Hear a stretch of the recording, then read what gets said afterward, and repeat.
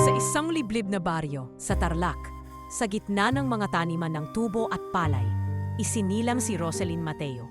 Isa siyang simpleng dalaga, anak ni Mang Delfin, isang magsasaka na araw-araw ay kumakahig para sa sapat na ani, at Aling Nina, tindera ng gulay sa palengke. Bata pa lang si Roselyn, ay sanay na siya sa hirap ng buhay, sa init ng araw habang nagbubuhat ng gulay, sa putik ng bukid tuwing tag-ulan, at sa tanong na paulit-ulit niyang tinatanong sa sarili, hanggang kailan ganito?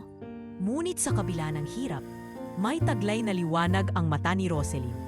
Isang uri ng pananampalataya na kahit madalas siyang maglakad ng nakapaa para makatipid sa pamasahe, alam niyang darating din ang araw na makakatulong siya sa pamilya. Mahilig siyang magsulat ng mga pangarap sa lumang notebook ng kanyang kuya. Gusto kong maging nurse. Makakaahon kami. Mabibili ko ang gamot ni tatay. Para sa isang batang walang ibang pag-aari kundi pag-asa, sapat na iyon para magpatuloy.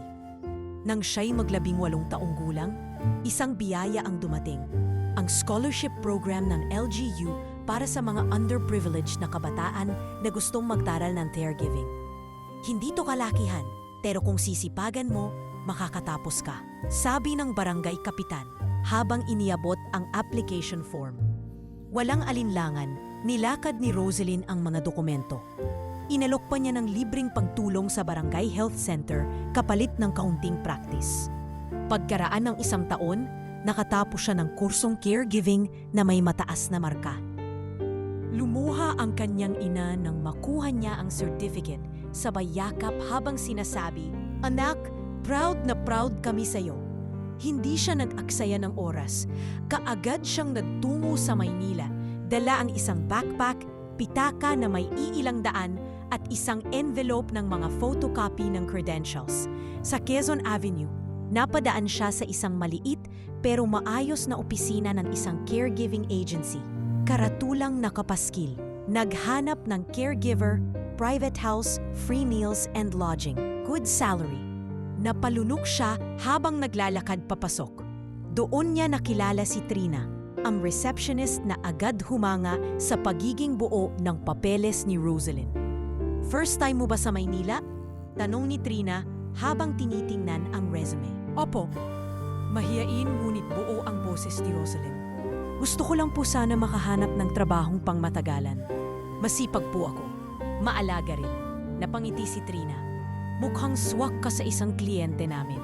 Pero medyo matapang yun. Kailangan mo ng tibay ng loob." Dumaan si Roselyn sa isang linggong orientation at health check bago pinatawag muli ng agency. "Roselyn, vaislat ka na. Pupunta ka sa isang private house sa Forbes Park. Don Mauricio Velez, retired businessman, mahilig sa katahimikan. Mahigpit, pero mabait din naman daw kapag napalambot mo." "Don Mauricio?" bulong ni Roselyn. "Parang doon sa pelikula." Kinabukasan, maaga pa lang ay nagbihis na siya ng maayos. Puting polo, maayos na slacks, at sapatos na pinahiram ni Trina. Sumakay siya ng MRT, palipat-lipat ng jeep at taxi, hanggang sa marating ang malaking tarangkahan ng isang lumang bahay sa Forbes Park. Ang bahay ay tila luma na, ngunit elegante pa rin. Mga antigong kahoy, berdeng halaman na alaga, at katahimikan na parabang hindi naabot ng ingay ng Maynila. Pinagbuksan siya ng isang matandang katiwala. "Ikaw si Roselyn? Sumunod ka. Huwag kang maingay." Dinala siya sa loob kung saan may isang lalaking matanda na nakaupo sa isang antigong silya, nakatingin sa bintana na tila malalim ang iniisip. "Don Mauricio, narito na po ang bagong caregiver," sabi ng katiwala. Hindi kumibo ang matanda. Dahan-dahang lumingon ito. Kita sa kanyang mata ang pagod sa buhay. Ila may bigat ang bawat titig at sa unang sulyap pa lang ay alam na ni Roselyn, hindi ito magiging madali. "Anong pangalan mo?" tanong ng matanda. "Roselyn po, sir." "Taga saan ka?" "Tarlac po." "Magaling ka bang magluto?" "Marunong po ako ng mga simpleng putahe, sinigang, adobo." Nagtaas ng kilay si Don Mauricio. "Hindi kita tinatanong para makipagkwentuhan, Kung papalpak ka gaya ng mga nauna sa'yo, hindi ka tatagal dito. Tumango lang si Rosalind. Hindi siya pumatol. Tahimik siyang tumayo sa tabi at sinimulang isa-isahin ang gamit sa bahay. Sa isip niya, hindi ako nagpunta rito para sumupo. Nagpunta ako para umasenso. Habang sinisipat niya ang paligid, napansin niyang maraming litrato sa dingding. Mga larawang luma, kulay sipya, karamihan ay pamilyang magagara ang ayos. Ngunit isang litrato lang ang wala sa frame. Isang batang babae na may luha sa pisngi. Inisip ni Rosalind, bakit mukhang may kulang sa pamilyang ito? Sa mga sumunod na araw, mas pinili niyang pag-aralan ang ugali ni Don Mauricio. Hindi niya ito kinokontra, pinipilit o pinapalusot. Tinuturing niya itong parang sariling lolo. Pinagluluto niya ng mainit na sabaw, nilalapagan ng mainit na tuwalya sa balikat. At kahit hindi pinapansin ng matanda, patuloy pa rin siyang naglilingkod ng buong puso. Sa kanyang sarili, idinadasal ni Rosalind bawat gabi habang naglalabas sa likod ng bahay. Panginoon, sana po makita niya na may taong tunay na nagmamalasakit sa kanya. Hindi niya alam, sa likod ng kurtina palihim siyang pinagmamasdan ng matanda. At sa isang bulong na halos di na niya narinig niyang sinabi nito, "Iba ka, Rosalind, iba ka." At dito nagsimula ang isang kwento ng malasakit na di sukat akalain huhubog sa hinaharap ng isang dalagang ang tanging puhunan ay puso. Ang unang linggo ni Rosalind sa bahay ni Don Mauricio ay tila pagsubok na halos hindi niya makafayanan. Mula sa mga malamig na tingin ng matanda, hanggang sa katahimikang bumabalot sa bawat sulok ng lumang bahay, para bang sinasakal ang kanyang diwa ng takot at pangamba. Hindi nagbibiro ang agency nang sabihing matapang ang matanda. Tila ba may bakal ang kanyang boses at yelo ang kanyang mga mata. Hindi ko kailangan ng alalay na madaldal. Bungad ni Don Mauricio nang minsang nagtanong si Rosalind kung gusto nitong kumain ng agahan. Wala ka rito para makipagkwentuhan. Gawin mo ang trabaho mo, tahimik. Hindi siya pinapansin ng matanda. Kahit anong bait at pag-aalaga ang iaalok niya, tahimik lang ito. Nakaupo sa lumang silya sa harap ng bintana, nakatanaw sa kawalan. Kapag kumakain, walang salitang lumalabas. Kapag tinatanong, sagot lang ay tango o iling. Sa likod ng kanyang ngiti, unti-unting napupuno ng lungkot si Rosalind. Ano bang mali sa akin? Tanong niya sa sarili, habang inaayos ang kama ng matanda. Minsan naisip niyang baka isang linggo lang siya doon at palalayasin na siya, gaya ng iba. Ngunit sa halip na sumuko, pinili niyang manatiling matatag. Kung ito lang ang paraan para maabot ang pangarap ko, titiisin ko. Bulong niya habang naglilinis ng silid. Habang nagwawalis, napansin ni Rosalind ang isang lumang baul sa sulok ng kwarto ni Don Mauricio. Medyo bukas ito at may bahagyang nakausling puting sobre. Inayos niya ito ng dahan-dahan at nakita ang ilang lumang sulat, mga liham na isinulat pa sa fountain pen. Nandoon ang mga pangalang hindi niya kilala, Isabela, Ramon, Teresa, at ang pirma ni Don Mauricio sa dulo ng bawat liham. Marahan niyang dinasa ang isang bahagi ng sulat habang pinupunasan ang alikabok. Sana kahit minsan, balikan niyo ako, hindi dahil sa mana, kundi dahil sa pagkatao kong ama. Napalunok si Rosalind. May sakit pala ang puso ng matandang ito, hindi lang katawan. Kinagabihan, habang nagluluto ng lugaw para sa hapunan, naalala ni Rosalind ang isang papel na nakadikit sa pintuan ng lumang refrigerator. Isang listahan ng mga dati niyang pagkain. Isang item ang nakatawag pansin. Sinigang na baboy, recipe ni Inang. Kinabukasan, sinadya ni Rosalind na dumaan sa palengke sa kanto bago pumasok. Gamit ang natirang allowance niya mula sa sweldo, bumili siya ng baboy, labanos, sitaw at tamarind mix. Niluto niya ito na may kasamang pag-alaala sa mga gabing siya mismo'y nilulutuan ng kanyang ina sa Tarlac. Habang inaayos niya ang mesa, halos hindi siya humihinga sa kaba.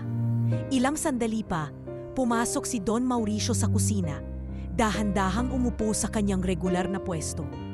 Ano to? Tanong ng matanda habang tinitingnan ang usok na lumalabas mula sa mangkok. Sinigang po, subukan niyo po sir. Mahina, ngunit may kumpiyansang sagot ni Roselyn. Tahimik si Don Mauricio. Kinuha nito ang kutsara at sinubukan ng sabaw. Isang saglit ng katahimikan. Isang sulyap. Tila may bumalik sa kanyang alaala. Dahan-dahan, ngumiti ang matanda. Nakita mo na tong pununo na bulong. Ganito mismo ang timpla ni Inang. Hindi makapaniwala si Roselyn sa kanyang nakita. Sa unang pagkakataon, nakita niya ang isang ngiti na tunay, payapa at may bakas ng alaala. Hindi ngiti ng pasasalamat, kundi ng pagkakaalaala. Salamat, mahinang dagdag ni Don Mauricio. Akala ko hindi ko na ulit mararanasan to. Napaupo si Roselyn sa upuan sa tabi ng pinto. Napangiti at napaluha. Para sa kanya sapat na ang isang ngiti para ipagpatuloy ang lahat ng hiya. Isang sulyap ng pag-asa mula sa matandang noon ay tila babato sa lamig.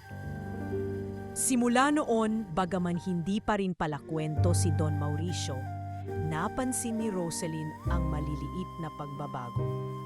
Mas madalas na siyang tinitingnan sa mata. Minsan, tinanong siya kung may pamilya pa siyang buhay. At minsan, habang pinupunasan niya ang mesa, narinig niyang tinawag siya. Roselyn, napalingon siya agad.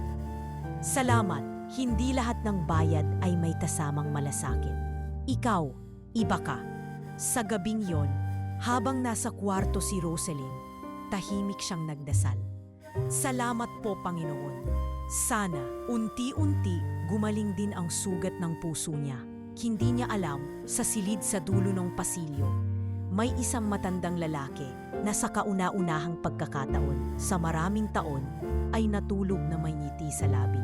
Dahil sa sinigang, dahil sa alaala, dahil kay Roselyn. Lumipas ang mga linggo at unti-unting nabuo ang isang tahimik na ugnayan sa pagitan ni Roselyn at Don Mauricio.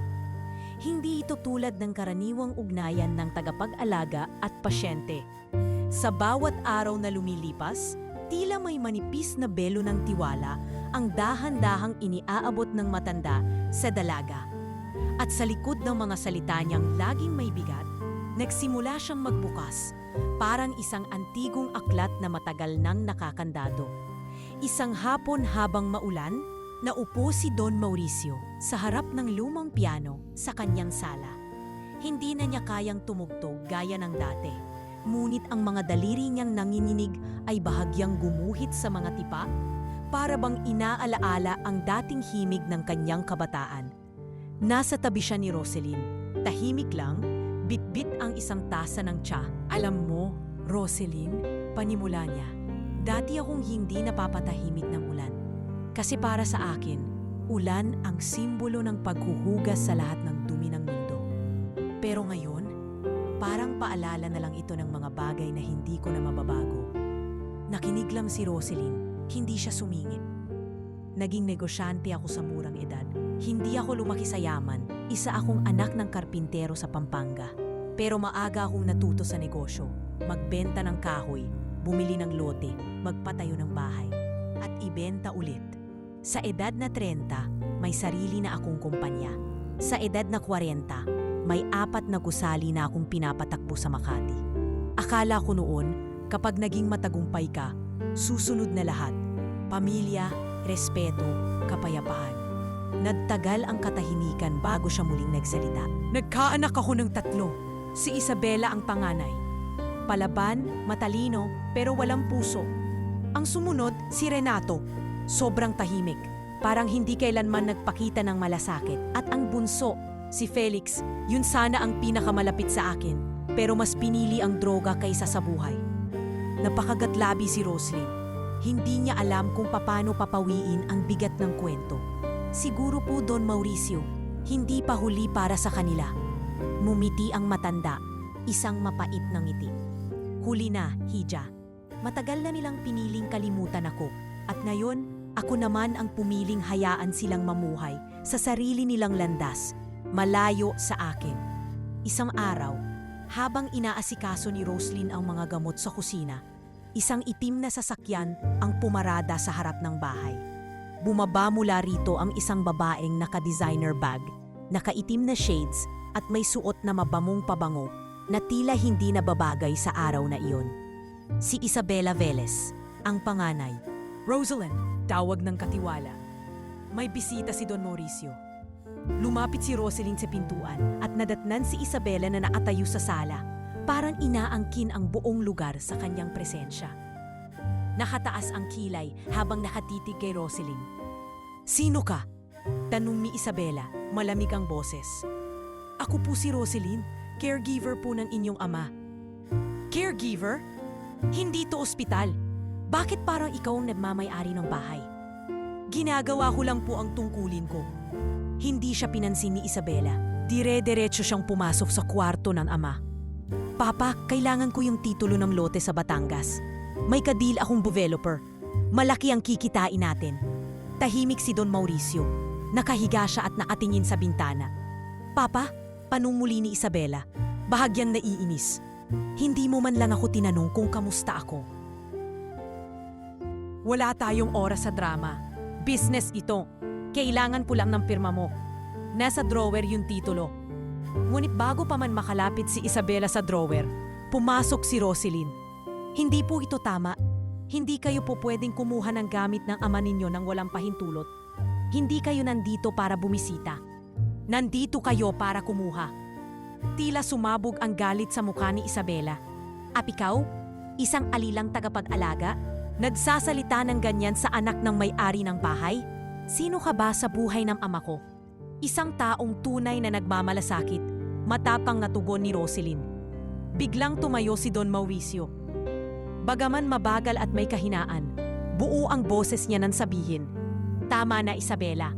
Kung hindi mo ako kayang bisitahin bilang ama, wag mo na akong bisitahin bilang bangko. Umalis ka na." "Papa, hindi mo alam ang sinasabi mo. Pinapaikot ka lang ng babaeng yan. Umalis ka," sigaw ng matanda. Sa unang pagkakataon, napatigil si Isabela. Napaatras siya, maninginig sa galit at kahihiyan. Paglingon niya kay Roselyn, binigyan niya ito ng matalim na tingin. "Hindi pa tayo tapos. Tandaan mo yan." At sa paghakbang niya palabas ng bahay, nagsimula ang isang bangayan na hindi lang tungkol sa pera, kundi sa puso. At kung sino ang tunay na may karapatan sa isang matandang kaluluwa na unti-unting natututong magmahal muli. Habang binabalik ni Roselyn ang titulo sa drawer, marahang hinawakan ni Don Mauricio ang kanyang kamay. "Roselyn," mahina niyang sabi, "maraming salamat. Hindi mo alam kung gaano ako napagod sa ganitong laban. Pero dahil nandyan ka, parang kaya ko na ulit lumaban." At sa mga salitang iyon, nag-ugat ang tiwala at sa kaibuturan ng puso ni Roselyn, napagtanto niyang hindi lang pala siya tagapag-alaga. Isa siyang saksi, tagapagtanggol, kaibigan, at sa mga darating na taon, isang piraso ng pamilya. Lumipas ang mga buwan at unti-unting nabalutan ng init ng malasakit ang dating malamig at walang buhay na tahanan ni Don Mauricio. Sa bawat linggo, naging tradisyon na nila ni Roselyn ang pagbasa ng isang kabanata mula sa lumang koleksyon ng mga nobela na nakalagay sa estanteng alikabok na sa tagal ng panahon. Paborito ni Don Mauricio ang mga akda ni Nick Joaquin at Luwalhati Bautista. Minsan, kapag binabasa ni Roselyn ang mga linya ng mga tauhan sa aklat, napapangiti ang matanda at mapapailing habang sinasabi, "Ginanyan din ako ni Teresa dati. Basahin mo pa, maganda yung pagkakabitaw mo ng linya." "Si Teresa po?" tanong ni Roselyn habang hawak ang pahina. "Oo, ang asawa ko. Matagal nang pumanaw. Mahilig siyang magbasa. Lagi niyang sinasabing, pag nawalan tayo ng salita, mawawala na rin ang damdamin natin." Sa tuwing tapos na ang pagbabasa, sinasamahan ni Roselyn si Don Mauricio sa kanyang therapy. Inaalalayan niya ito sa paglalakad sa hardin, pinapaligo kapag kailangan, at kahit sa mga araw na matamlay ang matanda't ayaw bumangon, pinapalakas niya ito sa pamamagitan ng simpleng musika. Isang beses, habang tinutugtog ni Roselyn ang "Dahil Sa'yo", mula sa kanyang cellphone speaker. Marahan niyang inaya ang matanda na igalaw ang kanyang mga kamay. Don Mauricio, subukan niyo po. Konting sayaw lang, magaan lang naman ang tugtog. Tumawa ang matanda, halakhak na may halong kalawang na mga alaala. Roslyn, huwag mong ipilit sa akin yung mga galawan ng kabataan mo. Hindi po, paminsan-minsan lang, pangginhawa rin ang pakiramdam. Natangiti niyang sagot. Sa una, kumikirot pa ang tuhod ng matanda. Pero habang patuloy ang musika, bahagya niyang ginalaw ang kamay, sumunod sa ritmo. Si Roselyn naman ay marahang sumayaw sa gilid niya na parang isang apo na pinapasaya ang lolo niyang dati hari ng sariling mundo. Sa ilang minuto ng awitin, nakalimutan ni Don Mauricio ang bigat ng katawan, ang lungkot ng puso at ang tahimik na pagkaluma ng panahon. Ngayon ko lang ulit naramdaman to, bulong ng matanda, na may silbi pa ako. Oh, oh.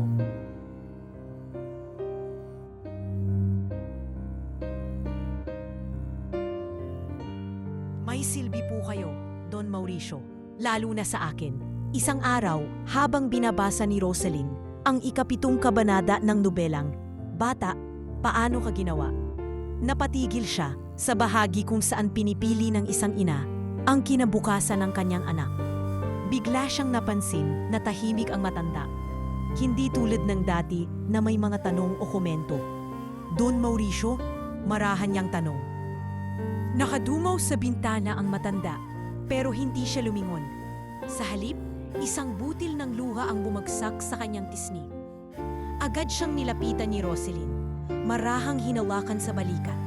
Napalingon si Don Mauricio at agad nang iyakap ang dalaga. Isang yakap na walang salita, ngunit puno ng laman. Ikaw ang alaala ng bunso ko, si Felix, sabi niya. Nanginginig ang boses. Mahilig siyang magpabasa, mahilig tumawa. At kapag may sakit siya, ganyan ka rin kaalaga. Pero hindi ko siya napigilan. Mahigpit ang yakap ng matanda. Tila isang ama na matagal ng uhaw sa kalinga. Si Roselyn naman ay napaluha. Hindi niya inaasahang magiging ganon kalalim ang ugnayan nila. Ang akala niyang trabaho lang ay isa palang pagkakataon upang punan ang kawalan ng isa pang pamilya. Don Mauricio, Ania, hindi ko man po kayo tunay na lolo, pero itinuturing ko na kayong higit pa sa trabahong ginagampanan ko.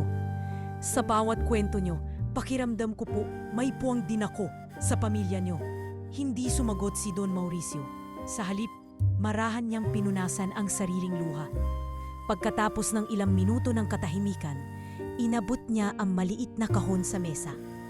Doon niya kinuha ang isang luma at medyo gusot na larawan ni Felix. Nakangiti, payat, nakasuot ng uniforme ng eskwelahan. Ito si Felix. Wasto ang hula mo, ikaw ang alaala niya. Mula ng araw na iyon, naging mas malapit pa sila. Sinamahan siya ni Roselyn, hindi lang sa mga check-up, kundi maging sa kanyang mahihirap na gabi. Lalo na kapag sinasapit ang mga araw ng anibersaryo ng pagkamatay ng kanyang asawa o mga anak. Sa mga gabing hinihila ng sakit ang kanyang katawan, hindi nag-aatubili si Roselyn na maupo sa gilid ng kama, hawakan ang kanyang kamay. At magsabing, narito po ako, Don Mauricio. Hindi ko kayo iiwan. At sa puso ni Don Mauricio, unti-unting umusbong ang isang pasya.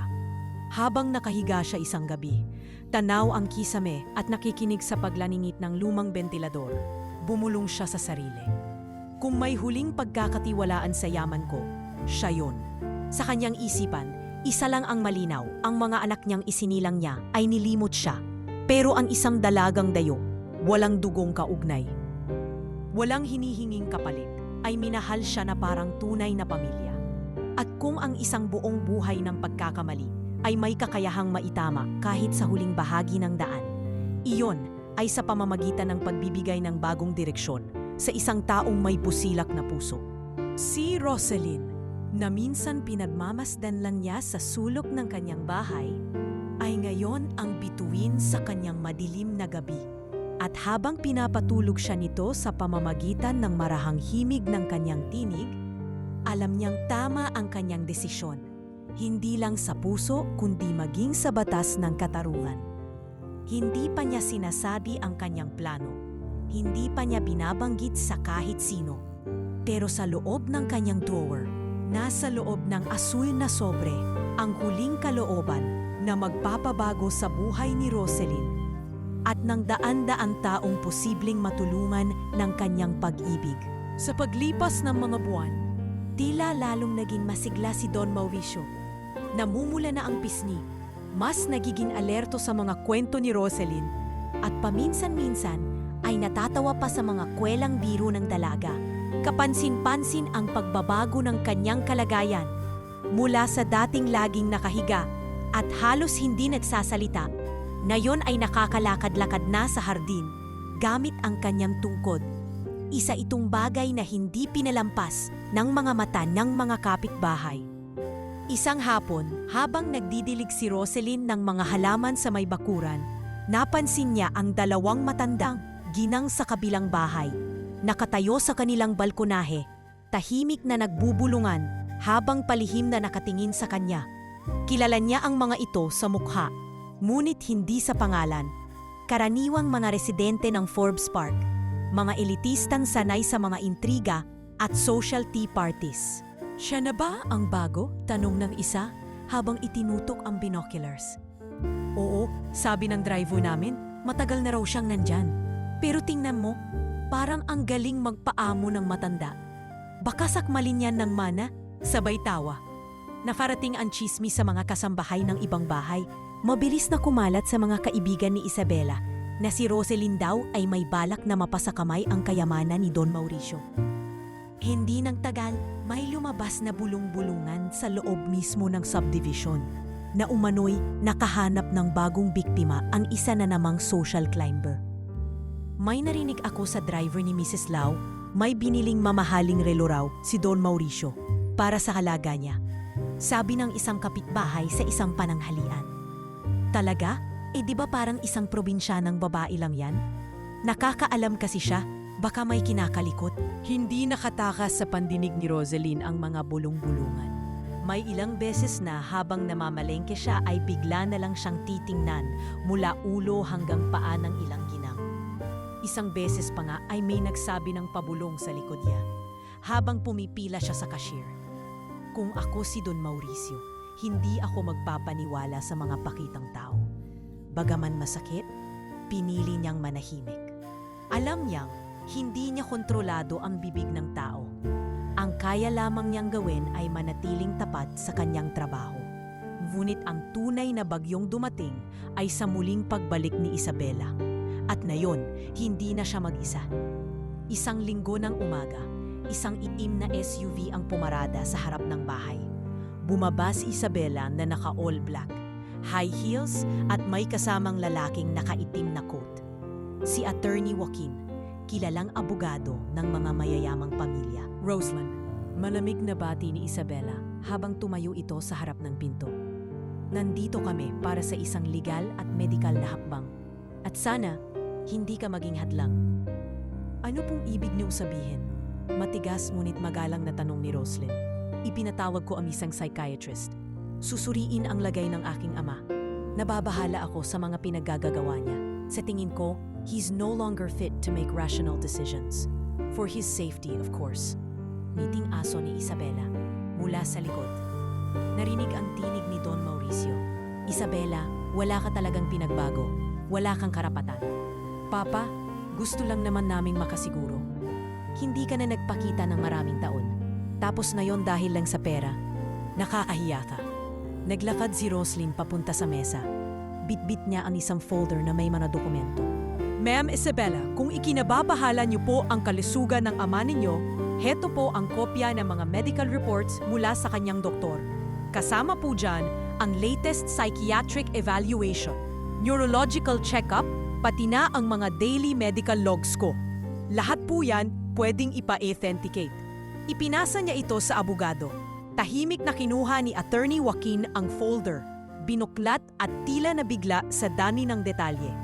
Comprehensive ito, ma'am, sabi ng abogado. May pirma ng 3 doktor. Legal ito. Natigilan si Isabela. parang tinamaan ng sarili ng bala. Tumayo siya ng tuwid, pinilit panatilihin ang kanyang dignidad. Ngunit halata ang galit sa kanyang mukha. Hindi pa to tapos, mariin niyang sinabi. Hindi ko hahayaang mauto ang tatay ko ng isang tagalinis lang ng katawan niya. Tumalikod si Isabela. Nilampasan si Rosaline na tila isang pader na gusto niyang gibain sa tingin pa lang. Pagkaalis ng sasakyan, naupo si Don Mauricio sa may veranda. Tahimik lang. Lumapit si Rosaline, bitbit ang tasa ng salabat. Pasensya na po, Don Mauricio. Hindi ko po intensyong manggulo. Rosaline, Ania, ang mga tao, kapag hindi nila kayang tapatan ang kabutihan ng iba, sisiraan nila. Pero wag mong hayaan yun. Umiti si Rosaline, bagamat may luha sa gilid ng kanyang mata. Sanay na po ako. Ang totoo po, mas nasasaktan ako dahil ginaganyan nila kayo. Pamilya niyo pa man din. Napabuntong hinina ang matanda. Minsan ang dugo, hindi sapat para tawaging pamilya. Pero ikaw Rosaline, kung may karapat dapat pagkatiwalaan sa huling yugto ng buhay ko, ikaw yon. At habang tahimik silang nakaupo sa ilalim ng gumagapang na araw, alam nilang ang laban ay di pa tapos. Pero may panig ng malinaw na tama at iyon ay panig ng puso, hindi ng chismis. Hindi na bago kay Rosaline ang pagod. Araw-araw niyang binubuno ang gawaing bahay, pagbabantay kay Don Mauricio at ang mga samut-saring emosyon na dala ng pagtira sa isang tahanang may mabigat na nakaraan. Ngunit ang isang bagay na hindi pa niya kailanmang naranasan ay ang matakot para sa sarili niyang buhay. Hanggang sa dumating ang gabing iyon. Madilim ang buong paligid nang biglang nawala ng kuryente ang bahay. 11:00 ng gabi. Bagaman bihira itong mangyari sa loob ng exclusive subdivision, nagpasya si Rosaline na kunin ang flashlight sa kusina upang silipin kung nasaan ang circuit breaker. Bago pa man siya makalakad palayo mula sa kwarto ni Don Mauricio, narinig niya ang mahinang tunog ng yabag. Mabigat, mabagal, hindi pangkaraniwan. Pak, pak, pak. Agad siyang napalingon. Hindi siya nag-iisa.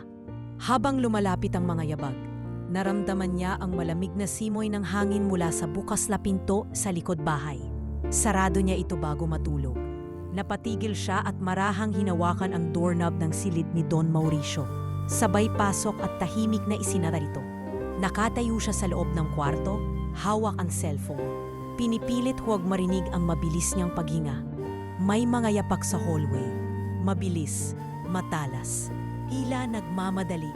Pagkatapos ng ilang segundo, may puwersahang pagkatok sa pinto ng silid.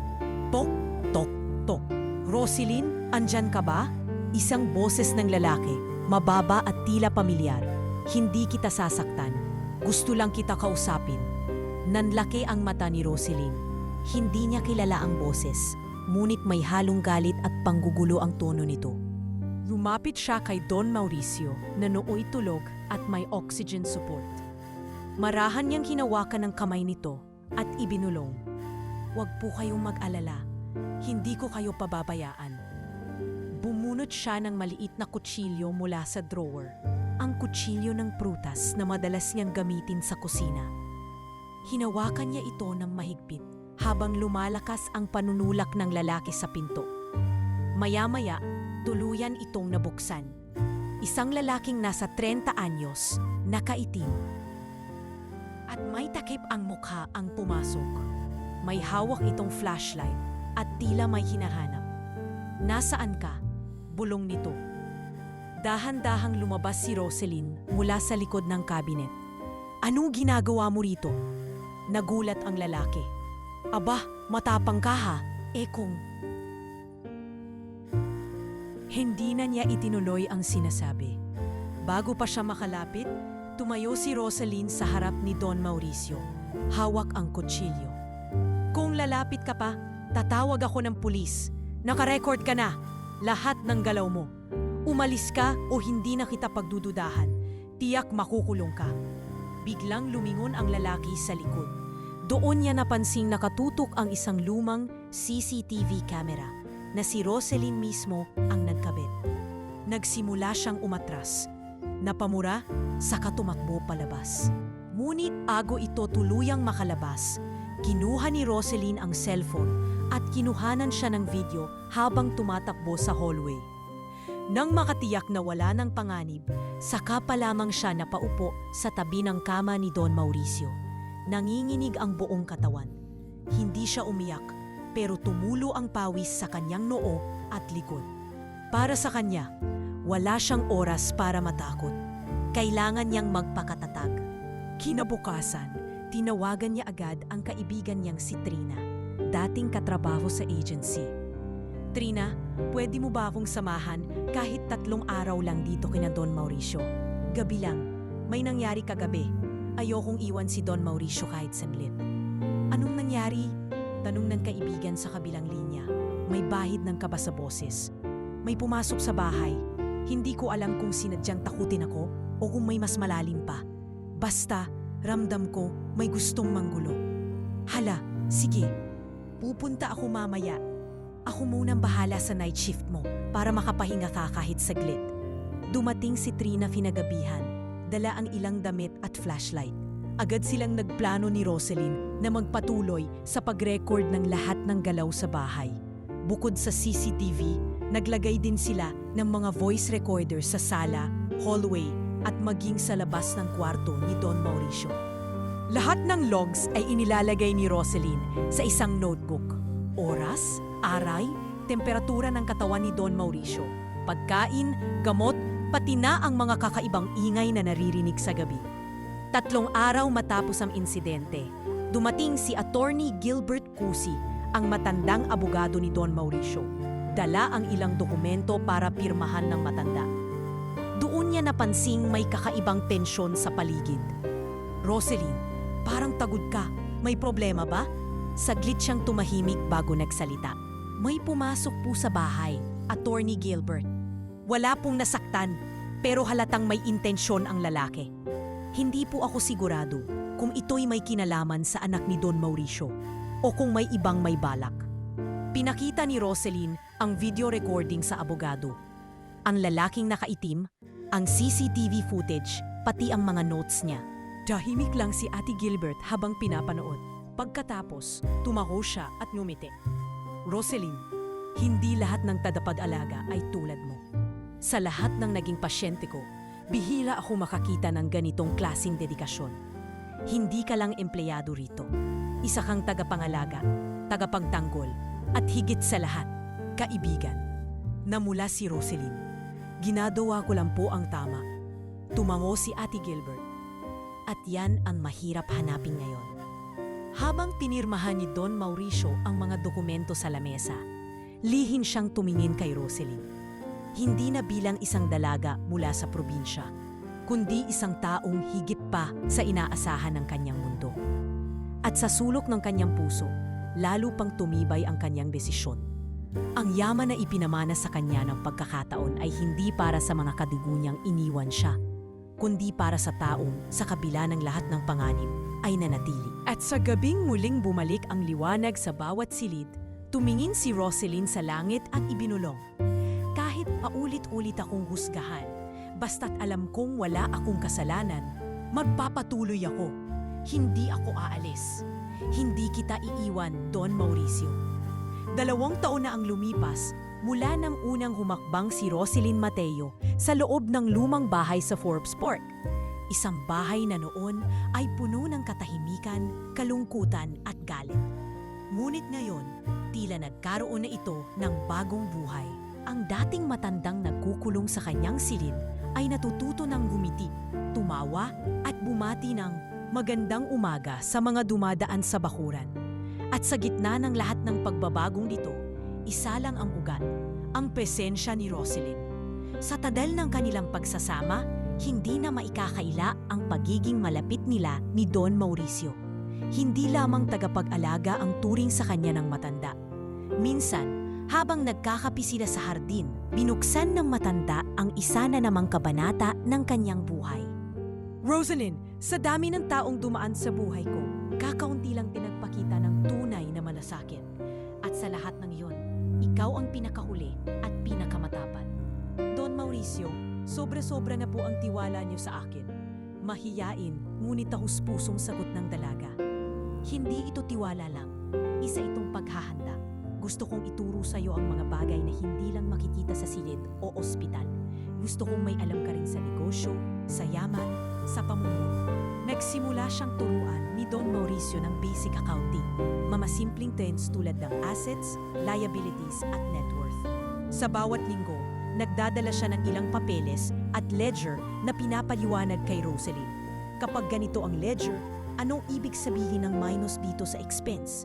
Tanong ng matanda habang itinataas ang kanyang reading glasses. Di ibig pong sabihin, may lumabas na pera pero walang resibo? Sagot ni Rosaline, nagkakamot ng ulo. Eksakto! Aba, matalino ka nga. Hindi ka lang puso, may utak din. Bukod dito, sinasanay din siya sa property management, ang pag-check ng renta ng paupahan, ang pagtawag sa mga caretaker ng lupa sa probinsya, at maging sa pakikipag-usap sa mga abogado. Tila may hinahanda ang matanda, at si Rosaline, bagamat nagtataka, ay hindi nagtanong. Para sa kanya, sapat na ang tiwala at karanasang naipon nila sa loob ng 2 taon. Ngunit sa likod ng tahimik nilang pagunlad, ay may matang matagal lang nagmamatyag. Ang matang hindi kailanman nakalimot, kundi naghihintay ng tamang sandali para umatake. Isang umagang maaliwalas, may dumating na van sa labas ng bahay. Sa likod nito ay 2 sasakyan ng media. May daladalang kamera at boom mic. Bumaba si Isabela.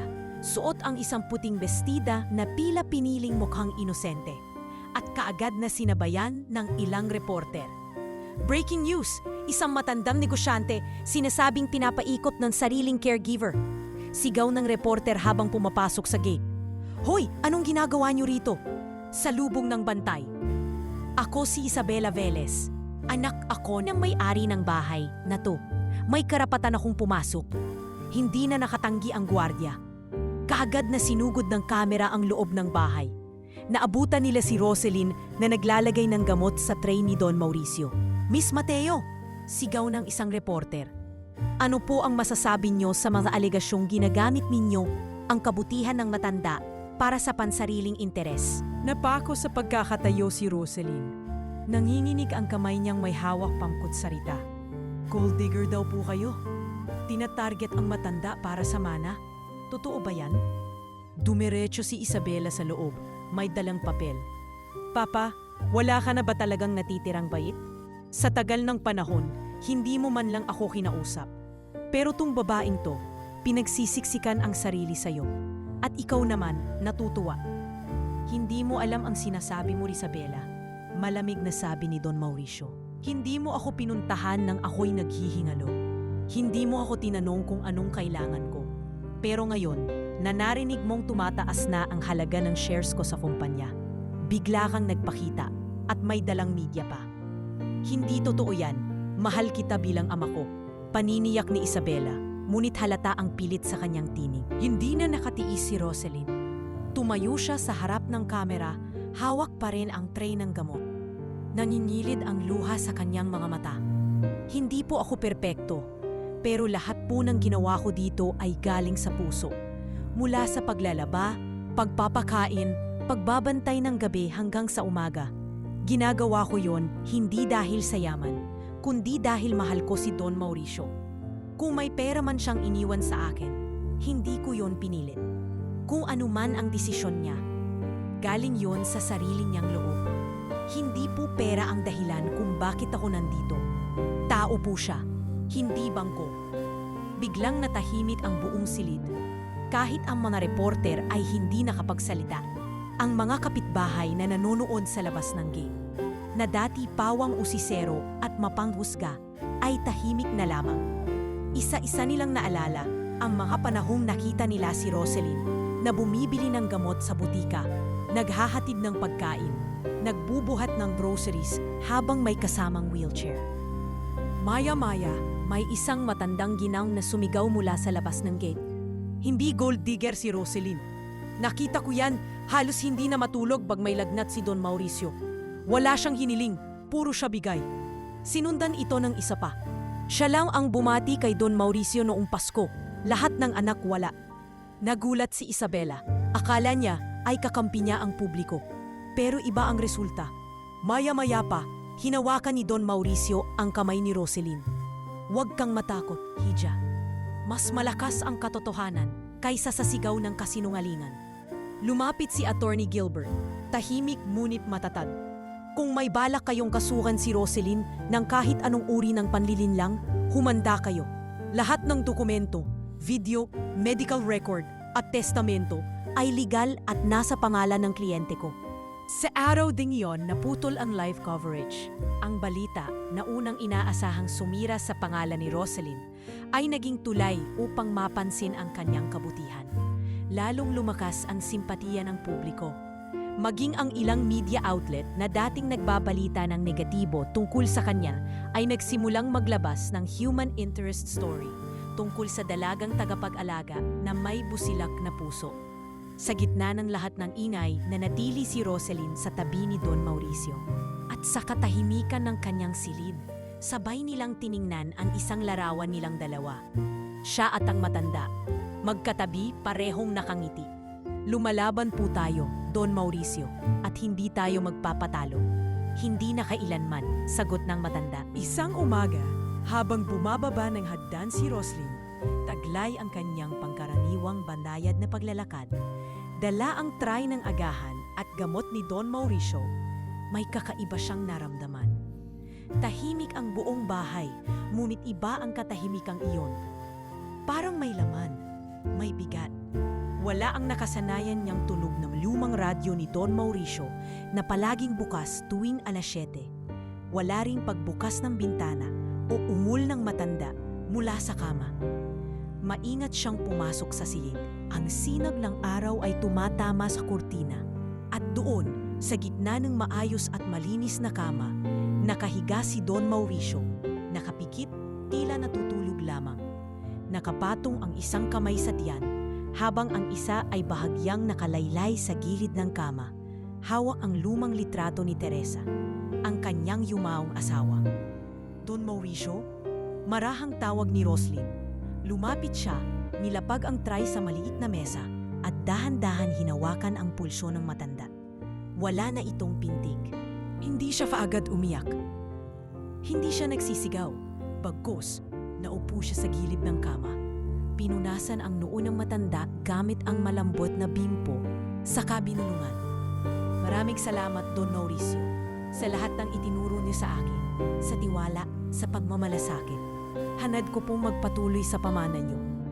Matapos ang ilang minuto ng katahimikan, saka lamang bumuhos ang luha ni Roselyn. Isang yakap na walang sagot ang iginawad na sa malamig na katawan ng matanda. At sa yakap na iyon, naroon ang buong bigat ng pasasalamat, lungkot at paglaya. Sa burol na ginanap sa isang chapel sa Makati, dumagsa ang mga dating empleyado at kaibigan ni Don Mauricio. Ang ilan ay dating driver, sekretarya, chef, construction worker, at tagapaglinis ng kanyang mga negosyo. Lahat sila ay may kani-kaniyang kwento. Ako po si Mang Enrico, dating hardinero niyan sa Tagaytay. Minsan, wala akong pamasahe pabalik ng Cavite. Si Sir Mauricio, binigyan ako ng motorsiklo. Siya po ang tumulong sa akin magtapos ng accounting. Hindi niya ako anak, pero tinuring niya akong isa. Ang laging sinasabi sa akin ni Sir, ang kayamanan hindi dapat ikinukubli. Ibinabahagi yan. Tahimik lang si Roselyn, nakaupo sa gilid, hawak ang mga lumang litrato ng matanda. Lumapit sa kanya ni si Attorney Gilbert. May dalang makapal na sobre. Roselyn, aniya, alam kong hindi ito ang tamang oras, pero may utos si Don Mauricio na basahin ko ito sa ika-4 na gabi ng burol. Tumangulang si Roselyn. Wala siyang ideya kung anong nilalaman noon. Ang akala niya, pawang mga legal na dokumento lang. Ngunit bago pa man dumating ang gabi ng pagbasa ng testamento, may dumating na courier. Dalang sulat, galing kay Isabela. Hindi dumalo ang anak ng matanda sa mismong burol. Sa halip, dumating ang isang babaeng naka-corporate attire, dala ang legal document. Good evening po, nandito po ako para iabot ito kay Attorney Gilbert, petition to contest the will. Tiningnan lang ito ni Attorney Gilbert. As expected, Bulong niya sabay kuha sa sobre. Ngunit hayaan mo munang mabasa ang huling salita ng taong inyo ring tinutulan. Sa harap ng lahat ng naroon sa burol, tumayo si Attorney Gilbert at binuksan ang makapal na sobre. Binasa niya ang testamento ni Don Mauricio ng buong linaw at dignidad. Sa huling bahagi ng aking buhay, hindi ko inasahan na mararanasan kong muling mahalin at alagaan ng walang hinihinging kapalit. Kay Roselyn Mateo na itinuring kong anak, kaibigan at kanlungan sa panahon ng aking pangungulila. Ipinagkakaloob ko ang lahat ng aking personal na ari-arian. Ang bahay na ito, ang mga lote sa Tagaytay, Pampanga at Batangas, ang shares ko sa Velez Corporation, ang emergency fund accounts at ang buong trust fund na may kabuuang halaga na 1 bilyong piso. Hindi pa tapos ang pagbabasa ay parang pinanggalan ng hangin si Roselyn. Nanlamig ang kanyang buong katawan. Ang tray ng tsaa na hawak niya ay muntik nang mahulog. Nanginig ang kanyang mga kamay. Hinawakan siya ni Trina na noon ay naroroon din upang alalayan. Lynn, bulong nito, 1 bilyon, 1 bilyon piso. Hindi siya makapaniwala. Habang binabasa pa ang iba pang bahagi ng testamento, parang nanlalabo ang paningin ni Roselyn. Muling sumingit si Attorney Gilbert matapos ang huling bahagi ng pagbabasa. At kung sakaling may kahit sino mang questionin ang kabuuang nilalaman ng testamento, ito ay may kalakip na video testimony at physical medical clearance na nagpapatunay na ako'y nasa tamang katinuan ng gawin ito. Roselyn, dagdag ng abogado habang nakatingin sa dalaga, lahat ng ito ay bunga ng puso mong hindi nagpabaya. Hindi lang ito pamana, ito ang pagpapatuloy ng isang pangarap na iniwan ng isang taong nagtiwala sa iyo nang higit pa sa sarili niyang pamilya. Tahimik ang buong chapel. Ang dating iniintriga, minamaliit, at sinasabihang nagmamagaling ay ngayon ay kinikilala na bilang tagapagmana ng isang buong imperyo. Ngunit sa halip na yabang, ang lumuha sa dabing iyon ay isang babae, nakaupo, payak, nakayuko, na ni hindi kailanmang nangarap ng ganitong sukat ng kapalaran. Walang palakpakan, walang sigawan. Tanging katahimikan at mga luha ng tunay na saksi sa kabutihan ang bumalot sa loob ng chapel.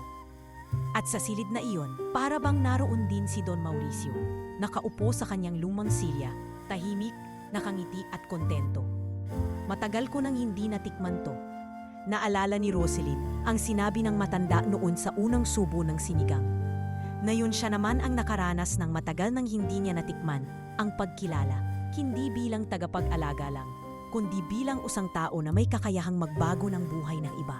Pagkatapos ng burol at opisyal na pagbabasa ng huling habilin ni Don Mauricio, bumalot sa buong paligid ng bahay ang katahimikan. Isang uri ng katahimikan na tila mas malalim pa sa iniwang kawalan ng matanda. Pero para kay Roselyn, hindi ito katahimikang payapa, kundi katahimikang may kasamang tanong, kaba at bigat. Hindi niya inasahan na sa isang iglap, isang dalagang dating tagapag-alaga lang ay magiging tagapagmana ng isang kabuuang kayamanang ni sa panaginip ay hindi niya inasam. Isang gabi, habang nakaupo siya sa lumang upuan sa veranda na paboritong tambayan ni Don Mauricio, hawak niya ang sobre kung saan nakasulat ang personal na liham ng matanda para sa kanya. Isang sulat na isinama sa will, ngunit hindi binasa ng abogado sa publiko. Ilang sandali pa bago niya ito binuksan. At nang tuluyan ng masilayan ang sulat, parang tumigil ang oras. Mahal kong Roselyn, kung binabasa mo na ito, malamang ay wala na ako sa mundo. Pero kung may isang bagay akong gustong malaman mo, ito'y simple lang. Hindi kailanman nasusukat ang halaga ng tao sa dugo o apelyido. Nasusukat ito sa malasakit, sa presensya, sa tibay ng loob at sa balisay na puso. Sa iyo ko natagpuan ang lahat ng yan, higit pa sa inaasahan ko mula sa sarili kong mga anak. Ang kayamanang ito ay hindi gantimpala. Isa itong tungkulin, isa itong tiwala. Kasama sa kayamanang ito ang isang foundation fund para sa mga tulad kong nakalimutan na ng mundo. Alagaan mo sila gaya ng pag-alaga mo sa akin. At kung darating ang araw na magduda ka sa sarili mo, Basahin mo lang ulit ang sulat na ito at tandaan, pinili kita. Hindi dahil wala akong mapili, kundi dahil ikaw ang karapat-dapat. Don Mauricio Velez. Hindi napigilang mapahagulhol ni Rosaline. Ang kanyang mga kamay ay nangingingid at ang kanyang puso ay tila pinigan ng bigat ng responsibilidad na isinampay sa kanyang balikat. Hindi ito ang tipikal na tagumpay na inaasam ng marami. Oo, may bilyong pisong halaga ng ari-arian, shares, lupa at negosyo. Ngunit higit sa pera, iniwan sa kanya ni Don Mauricio ang isang tungkuling moral, ang maging tinig at kanlungan ng mga matandang iniwan ng sarili nilang pamilya. Sa sala, nakaupo si Trina, tahimik lamang na pinagmamasdan si Rosaline mula sa sofa. "Lynn," mahinang tawag nito, "gusto mo bang umiyak sa balikat ko?" Hindi nagsalita si Rosaline. Lumapit siya kay Trina, marahang yumakap at doon siya muling bumagsak sa pag-iyak. Hindi sa sobrang tuwa, hindi sa galak ng tagumpay, kundi sa gulat, takot at bigat ng responsibilidad na minsang kinargo lamang ng isang taong inalagaan niya ng buong puso. "Hindi ko alam kung kakayanin ko, Trina. 1 bilyon? Foundation? Mga lupa? Pera? Hindi ko nga alam kung paano ko pagbabayaran ng tubig dati. Ngayon, ako na ang inaasahan?" Hinaplos ni Trina ang kanyang likod. "Lynn, hindi ka pipiliin ni Don Mauricio kung hindi ka handa. Baka hindi mo lang alam, pero matagal ka nang hinubog para rito." Sumapit ang susunod na araw at kaagad na nagpatawag si attorney. Gilbert ng Pulong kasama ang accounting team ng yumaong Don Mauricio at isang grupo ng business consultants. Sa isang malaking conference room, ipinaliwanag sa kanya ang mga ari-ariang naiwan. "Rosaline, panimula ng abogado, ang kabuuang yaman na naiwan sa iyo ay tinatayang nasa 900 milyon hanggang 1 bilyong piso. Nandiyan ang 3 major properties, ang bahay na ito sa Forbes, isang estate sa Tagaytay, at commercial building sa Makati. May active shares ka rin sa Velez Corporation na bagamat minor stockholder ka sa papel, ikaw na ngayon ang pinakamatibay na may moral standing para sa trust fund." Napatingin si Rosaline sa screen ng projector habang ipinapakita ang mga figures, graphs at tables. Para siyang nalunod sa mga numero. Pero sa halip na umatras, huminga siya ng malalim. "May tanong ako, aniya. Yung foundation fund po, magkano po ang laman?" 250 milyong piso. Naka-earmark ito para sa programang tutulong sa mga inabando ng matatanda. Pabahay, gamot, pagkain at therapy. Ayon sa testamento, ikaw ang appointed head. Maaari kang magtayo ng team at ikaw ang magpapatakbo. Napatingin si Rosaline sa mga papel. Tahimik. Walang ingay sa silid kundi ang pag-iikot ng electric fan. "At yung mga anak po niya?" tanong niyang may kaba. Hindi sila binigyan ng kahit anong mana. Nakasaad sa testamento, wala silang karapatang magmana dahil sa kapabayaan. Ang yaman ay hindi gantimpala sa apelyido, kundi sa tunay na malasakit. Tahimik ang lahat. Nang makauwi si Rosaline sa bahay, muli siyang naupo sa veranda. Dala ang isang tasa ng kape. Nakatanaw sa mga halaman na minsan ay tinanim nilang dalawa ni Don Mauricio. Noon, hindi niya pa iniintindi ang halaga ng lupa. Ngayon, bawat pulgada ay may kasamang alaala. "Don Mauricio," bulong niya sa hangin, "hindi ko po alam kung tama ba ang ginagawa ko. Pero susubukan kong ibigay ang lahat. Hindi dahil may utang ako sa inyo, kundi dahil mahal ko po kayo. At ang iniwan niyong pangarap, gagawin kong akin." Mula sa malayo, may dumatan na jeep na may sakay na matatanda mula sa barangay. Nakita niya ang isa sa mga ito ay sakang, habang ang isa naman ay tila may kapansanan. At sa isip niya, para bang binigyan siya ng sagot ng langit. Ito ang simula ng isang bagong kabanata, ng isang bagong misyon. Hindi para sa kayamanan, kundi para sa mga taong matagal nang kinalimutan ng mundo. Hindi pa man ganap na nakakahinga si Rosaline mula sa pag-iyak sa natanggap niyang pamana mula kay Don Mauricio. Isang panibagong bangungot na naman ang dumating. Isang sulat mula sa Regional Trial Court.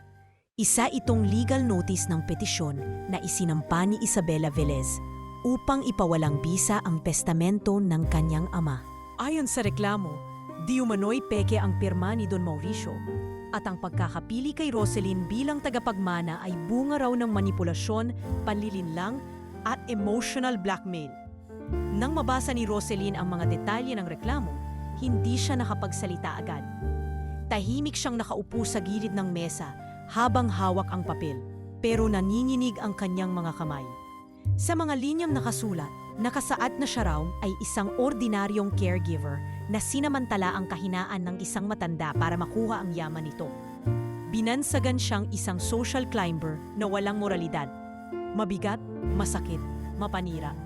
Dumating si Trina na ngayon ay katuwang na niya sa pamamahala ng bahay at agad niyang pinakita ang dokumento. Trina, binabastos na nila pati pagkatao ko. Hindi nila alam ang totoo, Lynn. Pero alam natin. At lalaban tayo. Di ba? Tumango si Roselyn, bagamat ang kanyang mga mata ay puno ng luha. Agad silang tumawag kay Attorney Gilbert. Sa isang panibagong pulong sa kanyang opisina, ipinaliwanag nito ang kabuuan ng reklamo ni Isabela. Roselyn, ani Attorney Gilbert, kilala natin si Isabela. Hindi dito simpleng emosyon lang. Malinaw na gusto niyang bawiin ang kayamanan. Salave at gagamit siya ng lahat ng paraan, legal, media at personal. Pero huwag kang mag-alala. Hawak natin ang lahat ng ebidensya. Pero paano kung maniwala sa kanya ang tao? Paano kung mawalan ng bisa ang lahat ng pinaghirapan ni Don Mauricio? Tanong ni Roselyn. Halos hindi makatingin sa abogado. Kung mananahimik tayo, baka mangyari ngayon. Pero hindi tayo mananahimik. At dumating ang araw ng unang hearing. Sa loob ng courtroom, abalang-abala ang mga abogado sa magkabilang panig. Sa kabilang dako, nakaupo si Isabela na may subot na itim na blazer. May nakasukbit na designer bag ang katabi ang dalawang abogado. Buong kumpiyansa ang ngiti habang binabasa ang kanyang pahayag sa korte. Ang aking ama ay isang dignified at maalam na lalaki. Hindi siya basta-basta magbibigay ng lahat ng ari-arian niya sa isang estranherang probinsyana. Malinaw na ang tinatawag na Roselyn Mateo ay sinamantala ang kahinaan ng aking ama na noon ay may iniindang kondisyon sa puso't pag-iisip. Ang kanyang pirma ay hindi lehitimo at ang nilalaman ng testamento ay hindi kanyang tunay na kagustuhan. Napatingin si Roselyn sa kanyang mga kamay. Nanginginig muli ang mga ito, ngunit pinilit niyang tumindig ng tuwid. Tumayo siya sa witness stand. Hindi ko po kailanman pinilit si Don Mauricio na ibigay sa akin ang kahit ano. Dumating po ako sa bahay niya bilang tagapag-alaga at umalis siyang iniwan ako hindi ng kayamanan kundi ng tiwala. Lahat po ng ginawa ko ay mula sa puso, hindi dahil sa kapalit. At kung meron man pong nakinabang sa pagmamahal, ako po yun, hindi dahil sa yaman, kundi dahil sa respeto at pagtalingan ibinalik niya sa akin. Tumahimik ng buong korte. Pero umalis siyang. Iniwan ako hindi ng kayamanan, kundi ng tiwala. Lahat po ng ginawa ko ay mula sa puso, hindi dahil sa kapalit. At kung meron, ngunit agad namang sumingit ang abogado ni Isabela. Paki-clarify lang po, Miss Mateo, may patunay ba kayo na nasa matinong kalagayan si Don Mauricio nang isulat niya ang testamento? May video, may psychiatric evaluation. Tumayo si Attorney Gilbert. Your Honor, bilang abogado ni Don Mauricio, ako mismo ang nagsilbing witness sa kanyang pagladda. Narito rin ang 3 doktor na regular na tumingin sa kanya. May affidavit silang lahat. At bilang ebidensya, heto ang video recording ng mismong araw ng paglagda ng testamento, kasama ang pagtalakay niya sa bawat bahagi nito. Isa-isang dumaan sa witness stand ang mga doktor. Inilahad nila ang malinis na medical record ni Don Mauricio, ang pagiging mentally fit nito, at ang kanyang malinaw na intensyon sa pagpili kay Roselyn bilang tagapagmana. Maging ang dating kasambahay, hardinero at driver ay dumalo rin. Lahat ay iisa ang pahayag na si Roselyn ay walang ibang ipinakita kundi malasakit, kabutihan at respeto. Pagkatapos ng 3 linggong pagdinig, dumating ang araw ng hatol. Sa harap ng isang matahimik na courtroom, binasa ng hukom ang desisyon. Matapos ang masusing pagsusuri sa ebidensya, pahayag ng mga testigo at legal na dokumento, kinikilala ng korte ang legalidad ng testamento ni Don Mauricio Velez. Si Roseling Mateo ay lehitimong tagapagmana ng yumaong Don Mauricio. Ang petisyong isinampa ni Isabela Velez ay pinawawalang bisa. Napatayo si Roselyn, natulala, halos hindi makagalaw. Sa tabi niya, niyakap siya ni Trina ng mahigpit. Nakita ng korte ang totoo. Lynn, nakita nila kung sino ka talaga. Si Isabela, sa kabilang dako, ay nakatayo, nakakunot ang noo, at tila hindi makapaniwala sa desisyon. Nilapitan niya si Roselyn habang palabas ng courtroom. Hindi ka pa rin panalo. Mariin niyang sambit. Ang mga katulad mo umangat bigla, madali ring bumagsak. Tahimik si Roselyn. Ngunit, bago makatalikod si Isabela, nagsalita siya. Hindi ko hiniling ang lahat ng to. Pero kung ito ang iniwan sa akin ni Don Mauricio, paninindigan ko. Hindi ako lalaban para sa pera. Lalaban ako para sa alaala niya. At sa isang mataling na titig, tumalikod si Isabela. Babalik ako, Roselyn, sabi nito. Tandaan mo yan.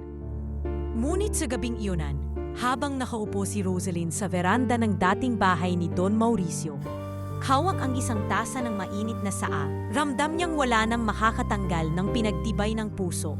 Ang pamana ng isang pagmamalasakit na hindi matitinag ng intriga, galit o kasakiman. Panalo na siya, hindi sa yaman kundi sa dangal.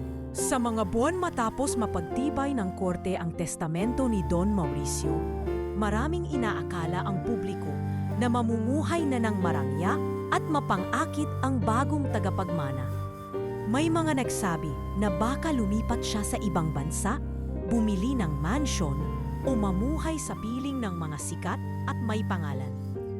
Ngunit sa halip na luho, isang bagay ang piniling yakapin ni Roselyn Mateo. Ang layunin. Isang layuning isinilang mula sa mga huling salita ng tao may pinangarap lang noon na alagaan niya. Ngunit kalaunay, naging kanyang gabay at inspirasyon. Hindi ko gagamitin ang iniwan niya sa akin para lang sa sarili ko.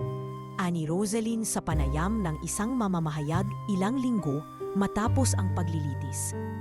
Ginawa niya akong tagapangalaga, hindi lang ng kanyang alaala, kundi ng mga tulad niyang nakalimutan ng panahon.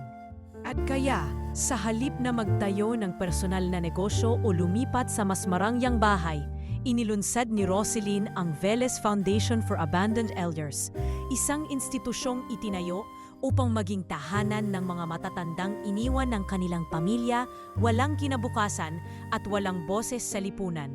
Pinili niyang gamitin ang bahagi ng trust fund ni Don Mauricio upang irehistro ito bilang isang non-profit organization na may layunin, walang matatandang maiiwan. Pangunang pasilidad ay ipinayo sa Tagaytay, sa dating property ni Don Mauricio na may malawak na hardin, preskong hangin at tanaw ang kabundukan. Sa unang araw pa lamang ng operasyon, agad nitong tinanggap ang unang 10 residente, mga lolo at lola na dating nakatira sa lansangan, mga inabandonang pasyente sa ospital at ilang dating empleyado ng mga kumpanyang nagsara na. Hindi ito charity, paliwanag ni Roselyn sa mga staff. Ito ay pagbibigay halaga sa dignidad ng bawat isa. Kung kaya nating ibigay ang pinakakomportableng huling yugto ng buhay nila, iyon ang misyon natin. Isang lolo na si Mang Victor, 76 na taong gulang na dating karpintero sa Caloocan, ang nagsabi habang pinapainom ng gatas, "Anak, ngayon lang ako ulit nakaramdam na may nagmamalasakit. Salamat, Roselyn. Salamat kay Don Mauricio." Hindi doon nagtapos ang kanyang advokasya. Bumalik si Roselyn sa kanyang pinagmulan, sa baryo nilang mahirap sa Tarlac. Doon sa lugar kung saan siya unang natutong magsumikap, sa bahay na yari sa kahoy at yero, kung saan sa ilalim ng kandila siya nag-aaral ng alphabet, habang ang kanyang ina ay nagbebenta ng gulay sa palengke. Pagkarating niya, sinalubong siya ng kanyang ama na ngayon ay bahagya ng niloban ng rayuma. "Anak, hindi ko akalaing darating kang ganito ka, tagumpay," sambit ni Mang Delphine habang pinipilit itago ang luha. Hindi po ako tagumpay kung hindi ko kayo kasama. Sagot ni Roselyn habang niyayakap ang matanda. Hindi po ako babalik para ipagyabang ang meron ako. Babalik ako para ibahagi. Ipinarenovate ni Roselyn ang bahay nila. Hindi mansyon, kundi isang maaliwalas, maayos at ligtas na tahanan para sa kanyang pamilya. May sariling silid na ngayon si Aling Nina. May maayos na banyo, isang maliit na library, at silid-aralan para sa mga batang pamangkin ng kanilang barangay.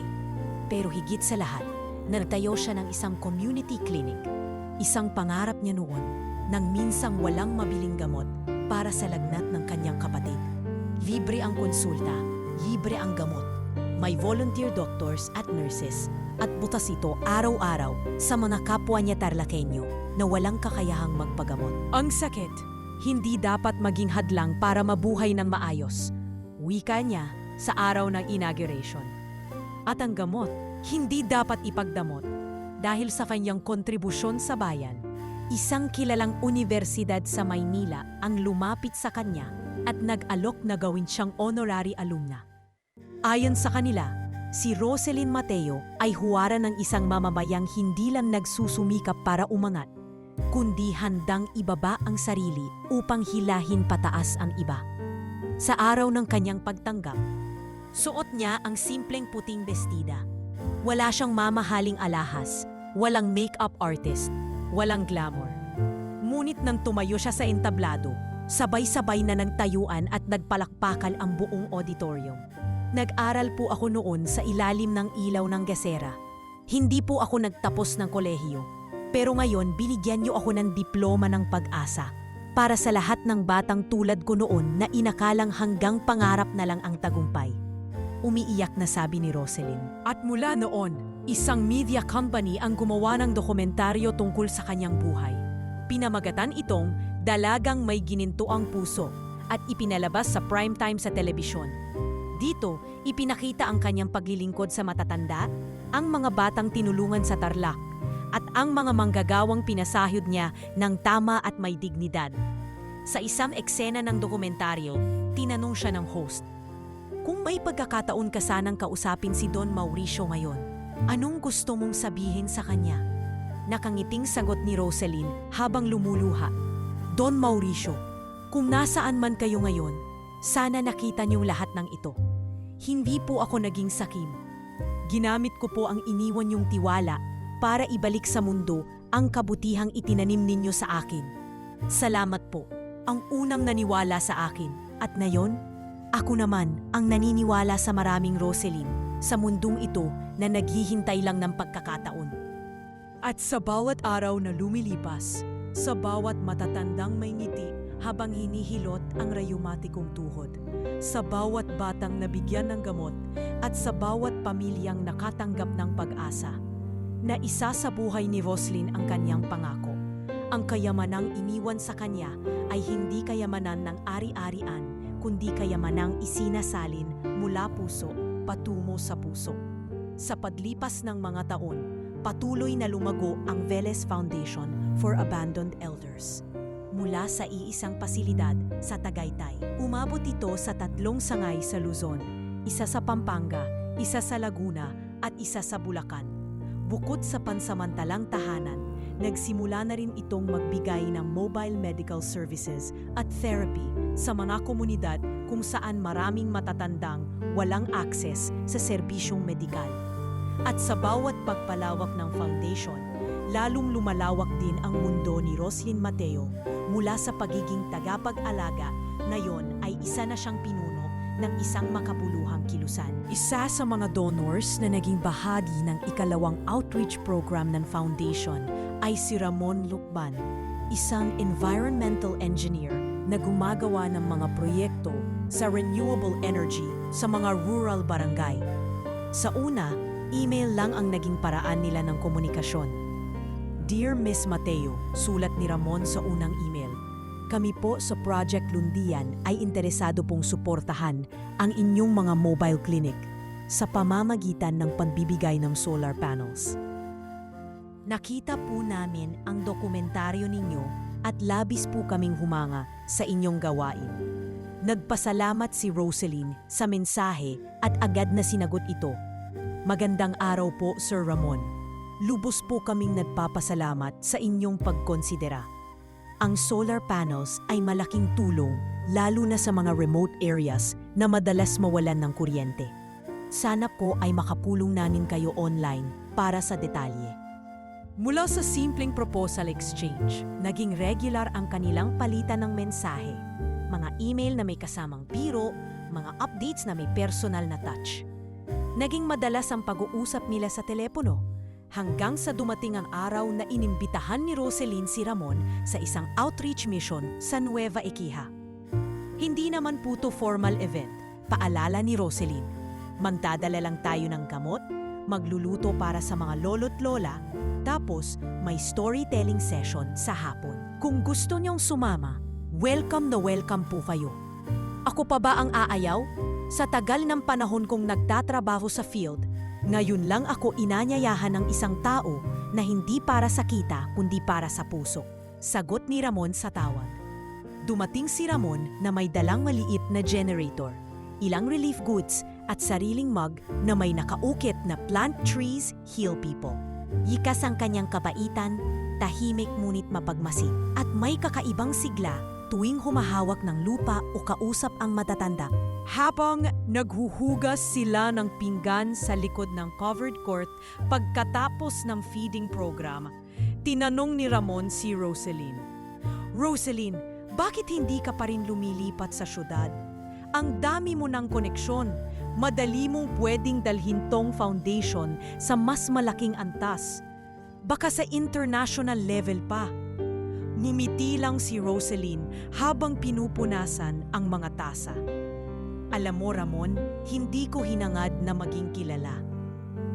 Ang gusto ko lang, makita ang mga lolo't lola na may silong tuwing umuulan, may gamot tuwing may sakit, at may yakap kahit wala ng anak na bumabalik. Walang sinabing sagot si Ramon. Ngunit sa panahong iyon, hindi lang respeto ang namuo sa pagitan nila. Isa yung pagkakaibang, unti-unting naging pagkakaunawaan. At pagkakaunawa ang naging pundasyon ng isang tahimik, matatag na pagmamahalan. Hindi minadali ni Rosaline ang damdaming unti-unting sumibol. Hindi niya ito inuna, pero hindi rin niya isinara ang puso niya rito. Hindi tulad ng maraming biglaang ugnayan, ang sa kanila ay lumago gaya ng punong inalagaan. Araw-araw, walang palya, walang drama, ngunit punong-puno ng paggalang. Isang gabi, matapos ang 3 taon ng kanilang pagtutulungan, habang pinapanood nila ang sunset sa likod ng isang outreach van sa Ilocos Norte, tinanong ni Ramon, Rosaline, kung sakaling may mag-alok sa'yo ng buhay na tahimik, simpleng tahanan, sabay pagtanda, tatanggapin mo ba? Napatingin si Rosaline sa kanya. Ilang segundo siyang hindi sumagot. Maya-maya, marahang ngumiti. Basta may espasyo sa tahanan yon para sa mga kaluluwang minsan nang nakalimutan ng mundo. Oo, tatanggapin ko. Hindi na kailangan ng alahas o bulaklak. Sa halip, isang singsing na yari sa pilak. Ukit ang kanilang mga pangalan at petsa ng unang email exchange ang ginamit ni Ramon sa proposal. Makalipas ang 5 buwan, ikinasal sila sa isang simpleng garden wedding sa Tagaytay, sa mismong lugar kung saan nakatayo ang unang pasilidad ng Velez Foundation. Ang altar ay pinalibutan ng mga bulaklak mula sa mga lolo't lola na foundation. Habang ang bulaklak na dala ni Rosaline ay hindi rosas kundi mga puting kalachuchi, simbolo ng pamamaalam at panibagong simula. Naglakad siya sa aisle habang pinapatugtog ang instrumentong bersyon ng Saugoy ng Duyan. At sa bawat hakbang niya, naruroon ang mga luhang hindi dahil sa pangarap na natupad, kundi sa panibagong yugto na kanyang binuksan. Hindi lang bilang tagapangalaga ng mga matatanda, kundi bilang asawa, kaagapay, at kapwa ulila na nakahanap ng tahanan sa puso ng isa't isa. Rosaline Mateo Lucban. Bulong ni Ramon habang tinatanggal ang laylayan ng belo. Ikaw ang patunay na kahit iniwan, pwedeng magmahal. Kahit pinabayaan, pwedeng mag-alaga. at kahit nawalan, pwedeng tumanggap muli. Ngumiti si Roslyn, at kahit nasaktan, may kapasidad pa ring magbigay ng lahat. Sa araw ng kanilang kasal, walang engrandeng selebrasyon, pero sa mga ngiti ng matatandang bisita, sa palakpak ng mga batang beneficiaries, at sa liwanag ng araw na tila nagbigay pugay mula sa langit. Alam ni Roslyn na ito ang isa sa mga araw na pinangarap ni Don Mauricio para sa kanya. Hindi lang masagana, kundi payapa. Hindi lang matagumpay, kundi tunay. Isang linggo bago ang undas, isang media company ang lumapit muli kay Rosalyn Mateo para sa isang espesyal na panayam. 3 taon na ang nakalipas mula nang unang pumutok sa publiko ang kanyang kwento. Mula sa pagiging isang simpleng caregiver patungong tagapagmana ng yaman at pananagutan. Mula sa intriga patungong inspirasyon. Ngayon, nais ng programa na muling bigyang liwanag ang kanyang naging landas, lalo na't patuloy ang paglago ng Velez Foundation. Ang studio ay punong-puno ng mga larawan ng matatandang niningitian ang kamera. Mga batang yakap ang mga lola't lolo nila at mga empleyadong abala sa pagsisilbi. Sa gitna ng set, naupo si Rosalyn, suot ang puting barong dress na may burdang dahon. Walang alahas, ngunit ang kanyang presensya ay tila mas makintab pa sa ginto. Katabi niya ang host, si Rina Domingo, veteranong mamamahayag. Miss Mateo, panimula ni Rina. Kung may isang aral kang gustong maiwan sa lahat ng nanonood na yon, ano ito? Napatingin si Roslyn sa kamera, marahang ngumiti, at saka mahinahong nagsalita. Ang totoong yaman ay pagmamalasakit. Walang halaga ang salapi kung hindi ito ginagamit para sa kapwa. Hindi ako naging tagumpay dahil may bilyon sa pangalan ko. Naging tagumpay ako dahil ginamit ko ang tiwalang iyon para itama ang mali, ituloy ang sinimulan, at yakapin ang mga iniwan. Tumahimik ang studio saglit, habang ang mga mata ng host ay namumuo sa luha. Kung naririnig ka ni Don Mauricio ngayon, ano sa tingin mo ang sasabihin niya? Tanong ni Rina. Ngumiti si Roslyn at may munting tawa na tila may halong lungkot. Siguro sasabihin niya, "Anak, ang galing mo. Hindi ko nagawang gawin ang lahat ng ito nung buhay pa ako, pero ikaw ang nagtuloy." Ang panayam ay naging viral sa loob ng ilang araw. Ipinakita sa TV at social media ang mga bagong sangay ng foundation sa Cebu, Davao at Cagayan de Oro. Sa mga pasilidad na iyon, may mga bakod na pinipinturahan ng mga estudyante. May mga lola na nagtuturo ng pananahi at may mga lolo na muling natututo ng pagbabasa. Dati po akong pulubi sa istasyon ng bus, ani Lolo Raul sa isang clip. Pero nang dalhin ako sa foundation ni Ma'am Rosalyn, naramdaman ko po may halaga pa rin ako. Hindi lang gamot at pagkain ang binibigay nila, dagdag ni Lola Biring, pati pagmamahal, yung totoo, hindi yung plastic lang. Habang patuloy ang pag-ikot ng foundation sa buong bansa, isang bagay ang hindi kailanman nalilimutan ni Rosalyn, ang pagbisita sa puntod ni Don Mauricio tuwing undas. Gabi pa lang ng Oktubre 31, pumupunta na siya sa Memorial Park. Bit-bit ang maliit na basket ng mga puting rosas at isang lumang libro. Ang paboritong nobelang Pilipino ng matanda, Mga Ibong Mandaragit. Sa harap ng nitso, tahimik siyang nauupo. Don Mauricio, bulong niya habang tinatanggal ang mga tuyong dahon sa paligid ng puntod. Lumalawak na po ang foundation natin. Hindi ko na po kayo napapanaginipan, pero parang naririnig ko pa rin ang boses niyo sa bawat desisyong ginagawa ko. Ipinatong niya ang libro sa tabi ng lapida at sabay nilagyan ng bulaklak ang paanan ng nitso. Kung hindi po kayo dumating sa buhay ko, baka hanggang ngayon tagalinis pa rin ako ng sahig ng ospital. Walang direksyon. Pero dahil sa inyo, naging ilaw ako para sa iba. Tahimik lang ang gabi, pero sa pagitan ng pagaspas ng hangin at bulungan ng mga dasal, ramdam niyang may tinig na gumagabay. Ilang buwan matapos ang undas, isang bukas na liham ang inilathala ng pahayagan. Galing kina Isabela, Ramon at Felix Velez, mga anak ni Don Mauricio. Sa unang pagkakataon, humingi sila ng tawad sa publiko. Kami po ay humingi ng paumanhin sa mga naging kilos at pananalita namin noon laban kay Roselyn Mateo. Hindi namin nakita ang kabutihang loob na nakita ng aming ama. Kami ay nagpadala sa galit at kasakiman. Sa ngayon, hindi namin hinihiling na patawarin agad. Pero nais naming ipakita na kami ay nagsisisi at handang makipagtulungan sa mga proyekto ng foundation. Sa abot ng aming makakaya. Hindi nagbigay ng personal na komento si Roselyn. Sa halip, isang opisyal na pahayag lang ang inilabas ng foundation. Ang Velez Foundation ay binuo hindi para maghiganti, kundi para maghilom. Wala kaming espasyo para sa bangayan, kundi para sa pagkakaisa. Ang pag-amin ng pagkukulang ay unang hakbang sa pagbabago. Hinihikayat naming ang lahat, pamilya man o hindi, na maglingkod para sa kapakanan ng nakatatanda. Hindi kami tumatanggap ng galit, pero bukas kami sa pag-asa. Sa paglipas ng panahon, unti-unting naging simbolo si Roselyn ng hindi lang kabutihan, kundi ng isang prinsipyo. Na kahit ang isang ordinaryong tao ay maaring maging ilaw sa gitna ng dilim, basta't ang puso ay buo.